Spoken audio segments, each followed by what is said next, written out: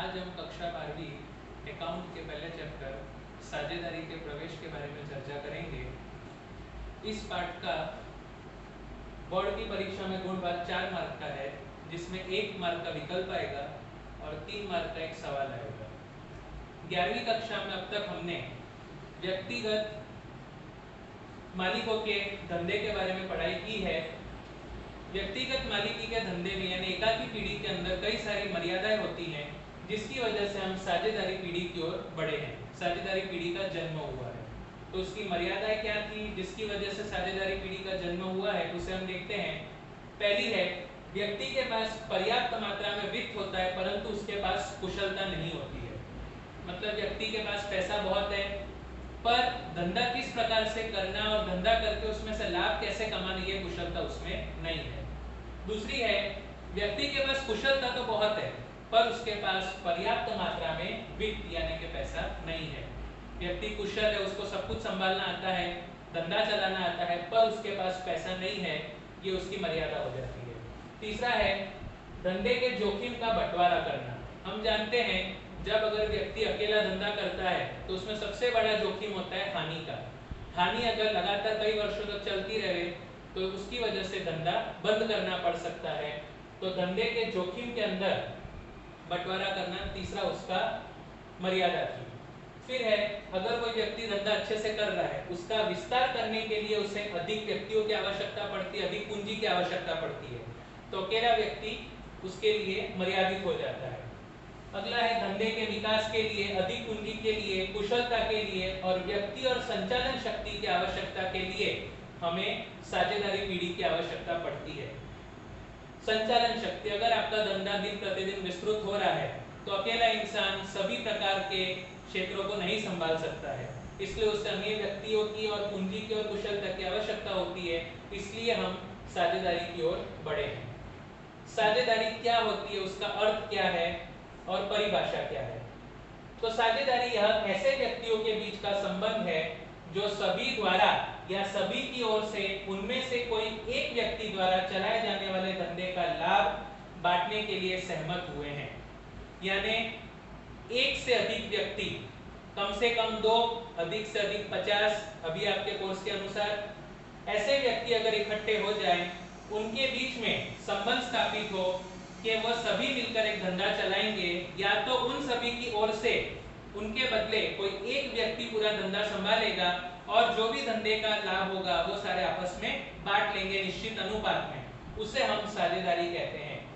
जो व्यक्ति सारे इकट्ठे होकर धंधा करते हैं उसे हम साझेदार कहते हैं और वैसे धंधे को हम पीढ़ी या फर्म कहते हैं।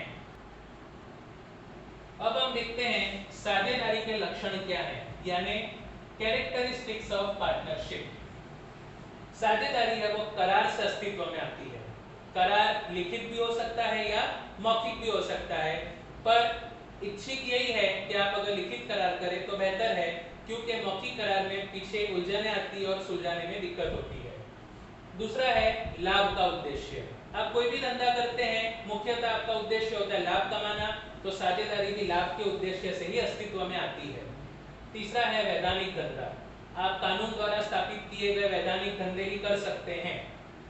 अगला है एक दूसरे के एजेंट। जितने भी साझेदार हैं वो सभी एक दूसरे के साथ मिलकर काम करेंगे, इसलिए उन्हें एक दूसरे के एजेंट कहे जाते हैं। कोई एक अगर उपस्थित नहीं होगा तो उसके बदले दूसरा व्यक्ति सारा कार्य संभाल लेगा, इसलिए उन्हें एक दूसरे के एजेंट कहते हैं। अगला है सदस्यों की संख्या। अब साझेदारी पीढ़ी के अंदर कितने सदस्य होने चाहिए, इसके लिए कंपनी कानून 2013 की कलम 464 के अंदर सदस्यों की अधिकतम संख्या 100 होनी चाहिए, यह बताया है।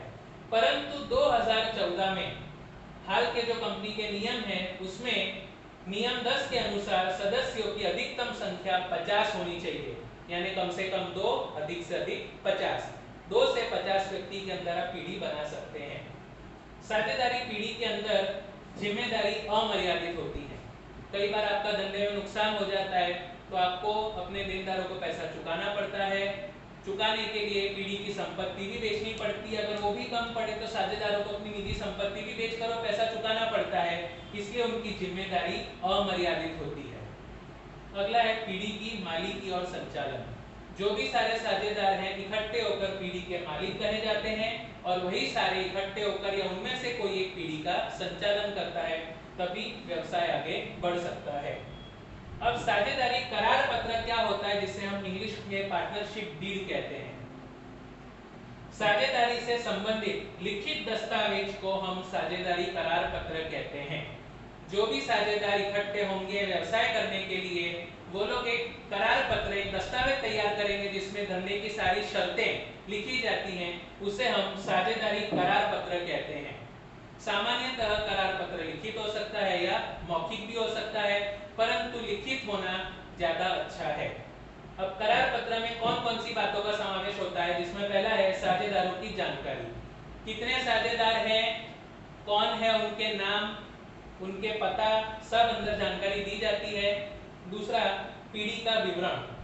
पीढ़ी का नाम क्या होगा, कहाँ चलाई जाएगी, कौन सा धंधा करेगी, ये सब अंदर लिखा जाएगा। धंधे का प्रकार, किस प्रकार का धंधा आप लोग करने वाले इकट्ठा होकर।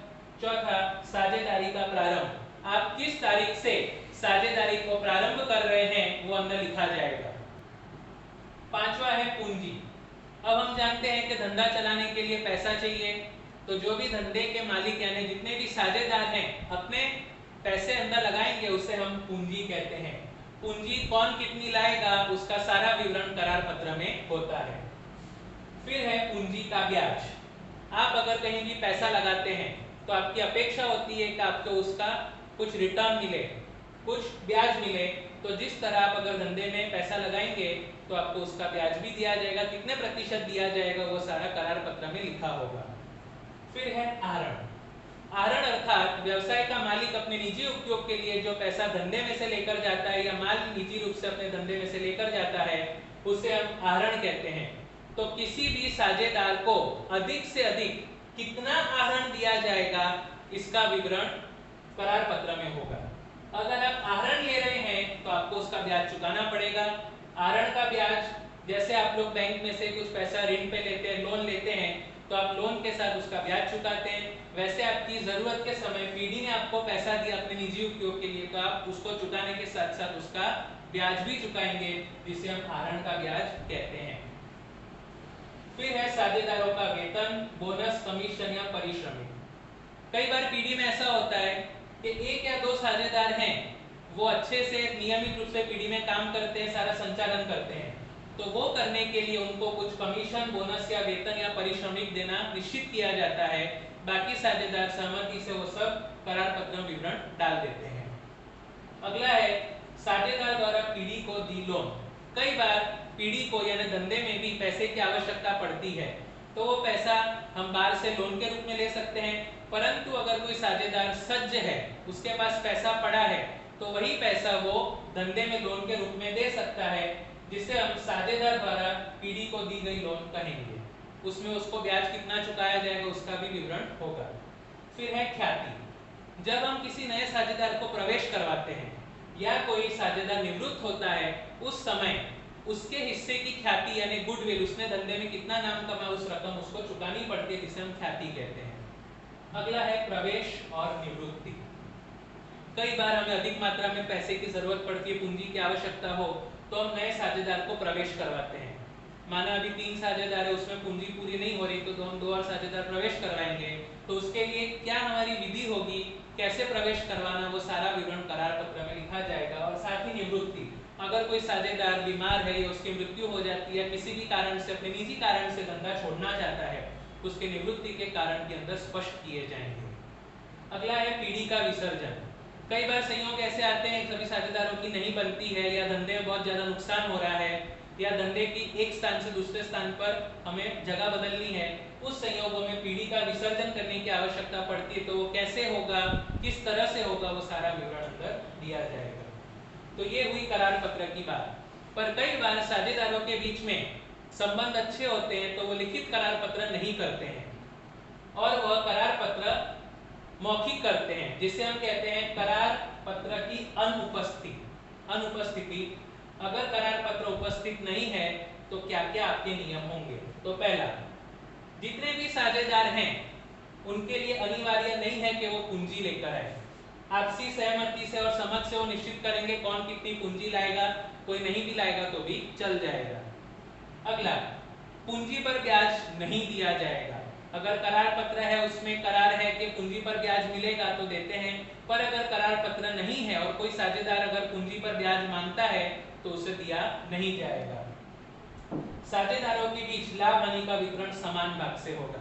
माना 3 साझेदार धंधे के अंदर, पहला साझेदार 10,000 की पूंजी लगाता है, दूसरा 20,000 लगाता है, तीसरा 30,000 लगाता है। तीनों की पूंजी का अनुपात अलग है, 1, 2, 3 अनुपात में है।